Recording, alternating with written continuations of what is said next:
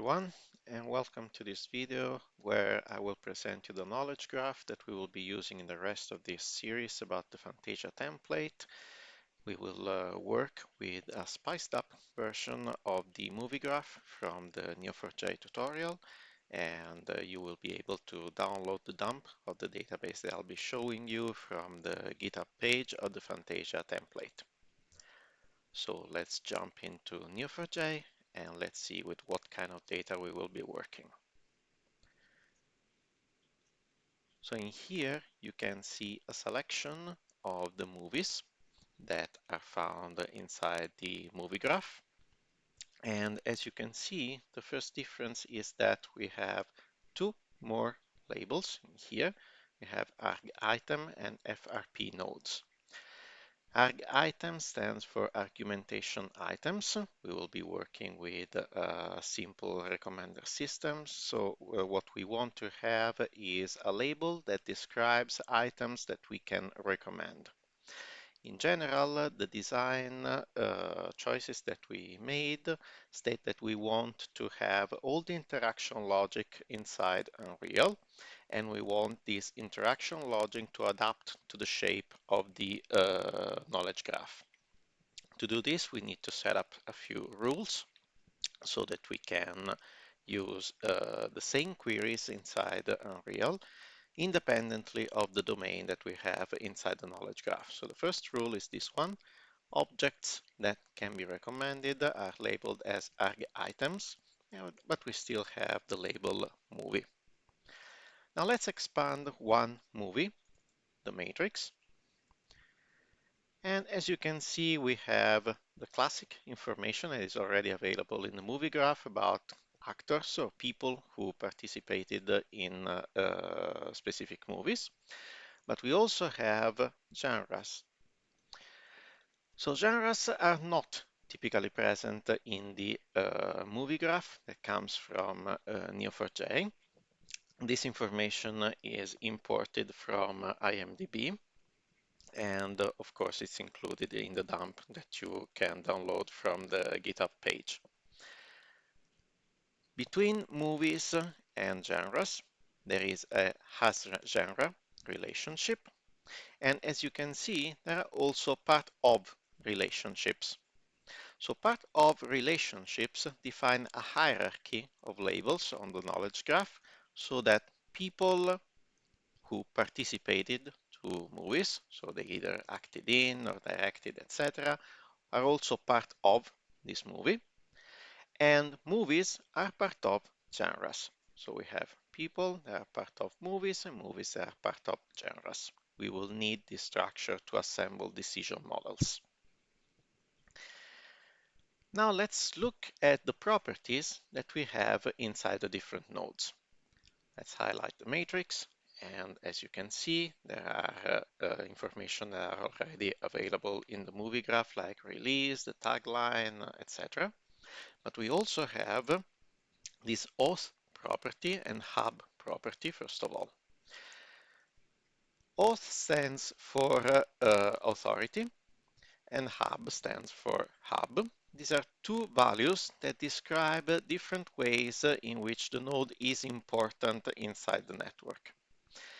These values are computed using the HIT algorithm that is implemented in the Graph Data Science library. An authoritative node is a node that is pointed at by many nodes with high hub scores, while nodes with high hub scores are nodes that point towards nodes with a high authority value. The algorithm is relatively simple. It iteratively updates the two values until the maximum number of iterations is reached. You can find the documentation about this in the GDS manual. We only need to know that these nodes are important nodes in the network, while these nodes are nodes that point towards important nodes in the network. Another difference in here is this property here. Normally this would be called title in the original movie graph, but in this case it is called primary name. And even here on people, we have usually name here, but in this case, we also have primary name. This is another rule that we set up in our approach to the design of embodied conversational agents. All items that can be named by the system have their name specified in a primary name property. For the sake of simplicity, here we're only considering English, but there are ways also to handle multilingual labels. Let's stick with English in these examples. Concerning the movies, we also have a sample of scores that were given by people to these movies, extracted from the movie lens dataset. So it's not the entire movie lens dataset, of course. For each movie, only a random selection of scores is extracted just for the sake of this example that we are building. And lastly, we have this property here containing the fast random projection embedding of these nodes. So fast random projection is an algorithm, again, implemented inside the graph data science library of Neo4j. And the idea is that nodes with similar neighborhoods will have similar embeddings, similar vectors in this case. We will need vectors because what we want to do is to start exploring nodes inside the network, and we want to quickly extract similar nodes in the network. Other than arg item labels, we also have arg feature labels. So in order to distinguish what we can recommend with respect to what we can discuss about the items that we can recommend, or to implement strategies to motivate why we are recommending something, these nodes here, they're either part of an arg item or an arg item is part of them, have an arg feature label. This is another way to abstract and standardize what we can extract from the underlying knowledge graph once we are inside Unreal. To make the extraction of information from the database faster, the database also includes two specific indexes. One is called names, and it's a full text index, indexing the primary name property over argfeature and argitem nodes. So this is a way to quickly find nodes corresponding to input strings. This index here, instead called FRP embeddings, is a vector index, so it's specialized in indexing vector properties, and we concentrate on embeddings here so that we can use the index to quickly find nodes that have similar neighborhoods to target nodes. This is indexing the FRP embedding property.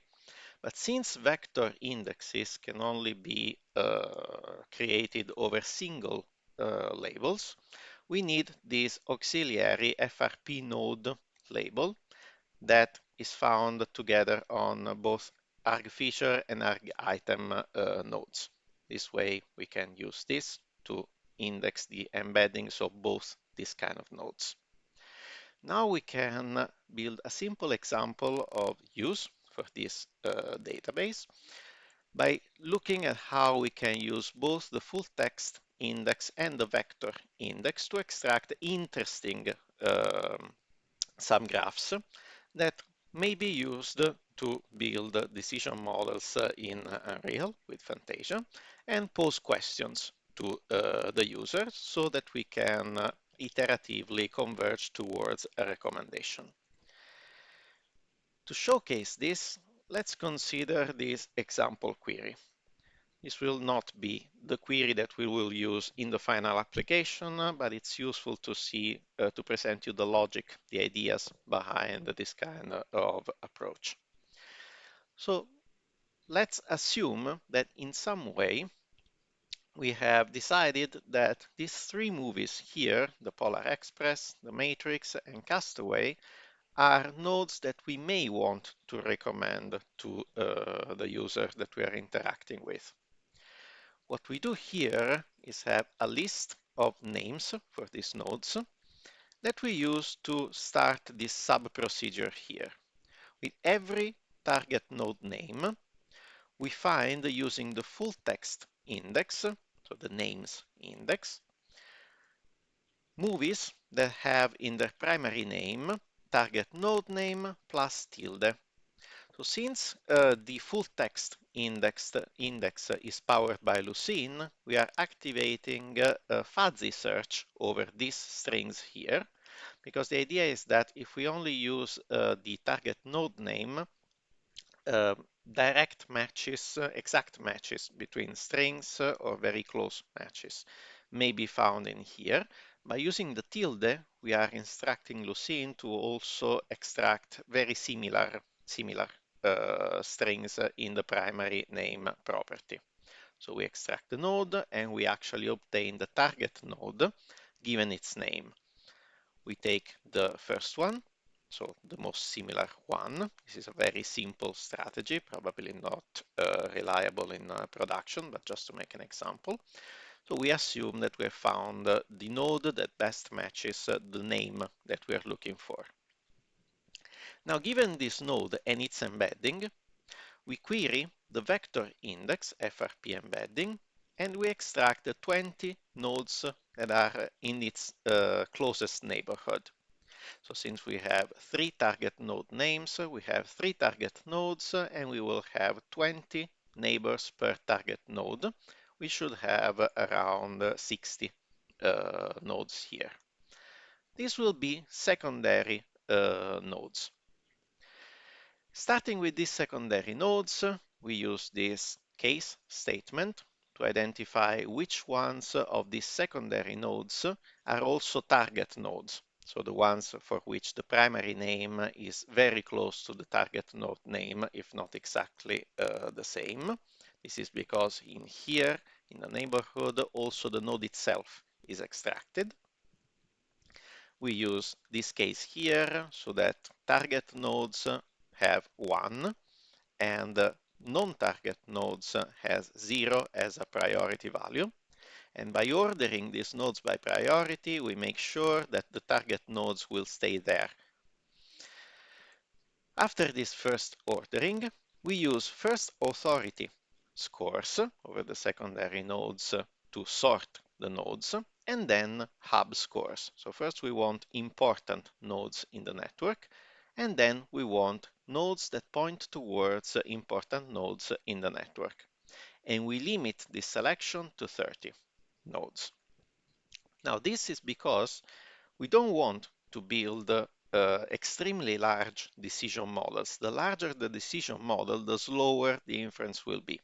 So what we want to do here is use vector indexes to extract a gross subset of nodes. Then we rank these nodes and we take the interesting ones. The first 30 ones will be the most interesting ones and the rest will be discarded. 20 or 30 nodes in our experience are something that Bayesian networks can handle quite fast.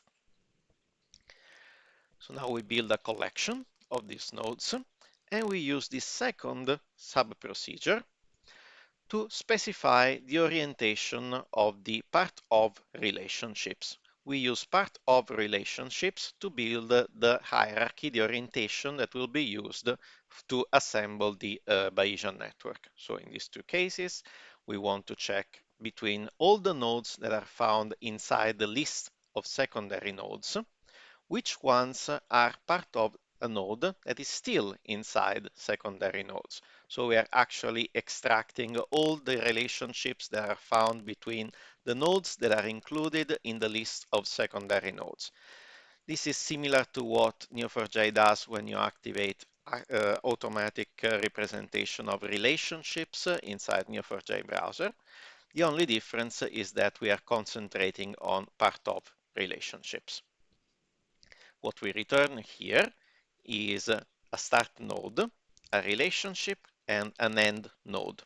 So in this case, secondary node is the start node and F is the end node, R is the relationship, because we are considering only this kind of orientation inside the query.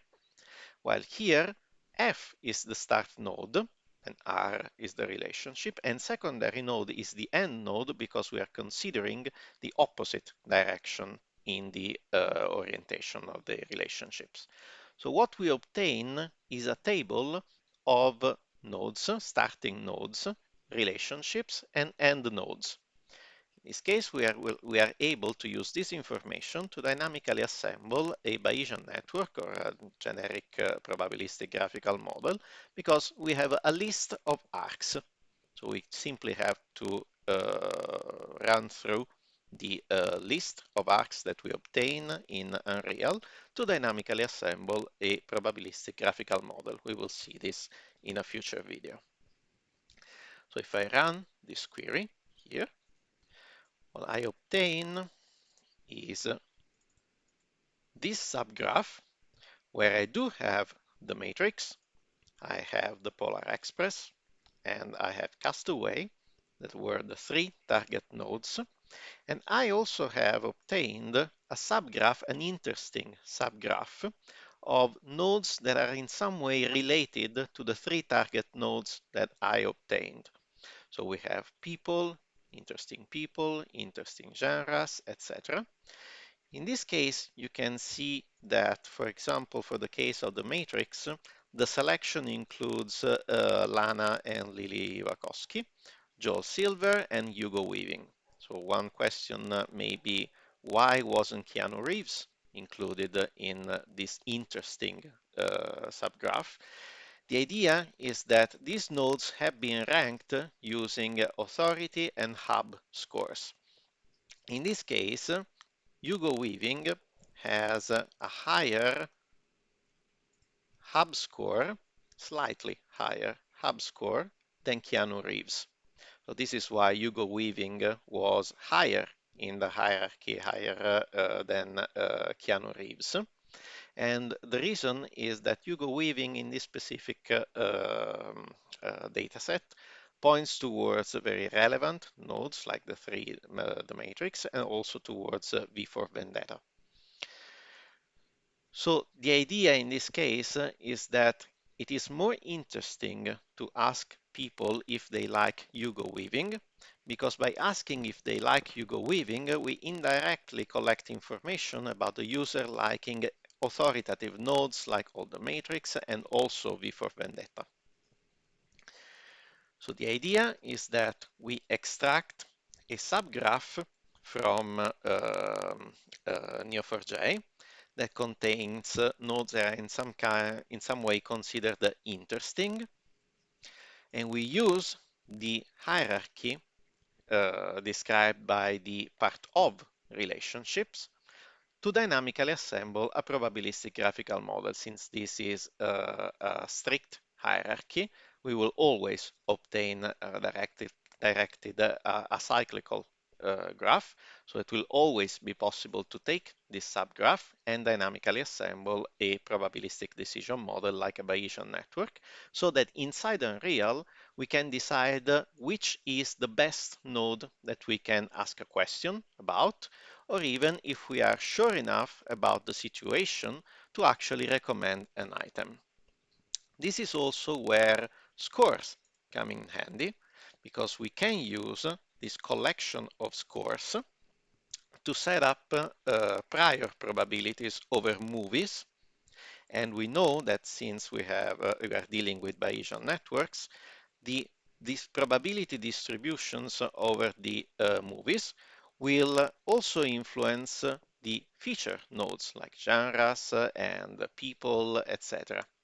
So by collecting this information and by asking questions, so collecting evidence about the nodes in the Bayesian network, we will be able to estimate about which nodes we want to ask a question or which nodes we may want to recommend to the user. This is something that we will do in a future video after we will have discussed natural language understanding and how to set up meta-humans together with Fantasia in the template so that we can actually start building the interactive logic. So again, you can download the dump of this database from GitHub. It is always a good idea to update your copy of the repository because it quickly changes as we go through our research. You can start exploring this knowledge graph and comparing the temporary queries that you find in the Unreal project to start understanding how things may work out in the future. Again, I hope that you enjoyed this video and I hope to see you in the next one.